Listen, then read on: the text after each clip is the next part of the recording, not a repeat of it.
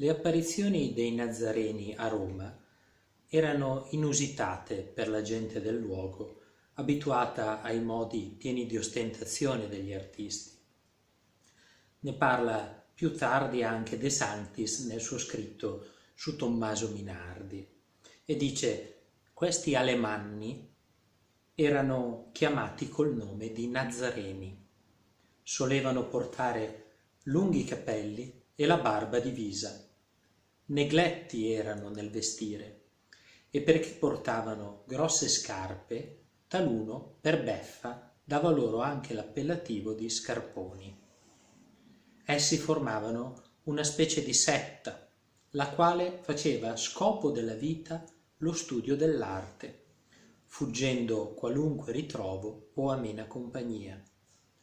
L'unico loro sollazzo era il fare di quando in quando a piedi lunghe gite e strada facendo giocare al gioco della piastrella e alla fionda, esercizi usati dal nostro popolo secondo il fare antico.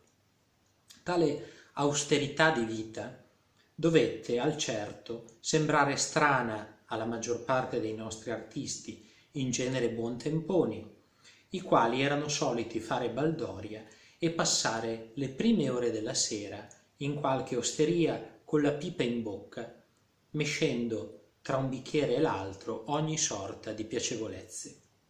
Soprattutto Overbeck, un giovane alto, snello e biondo, vestito con il costume tradizionale antico tedesco, con un volto trasognato, ingenuo, con un nero berretto di velluto posto di 3/4 sui riccioli castani svolazzanti, somiglia davvero a Raffaello.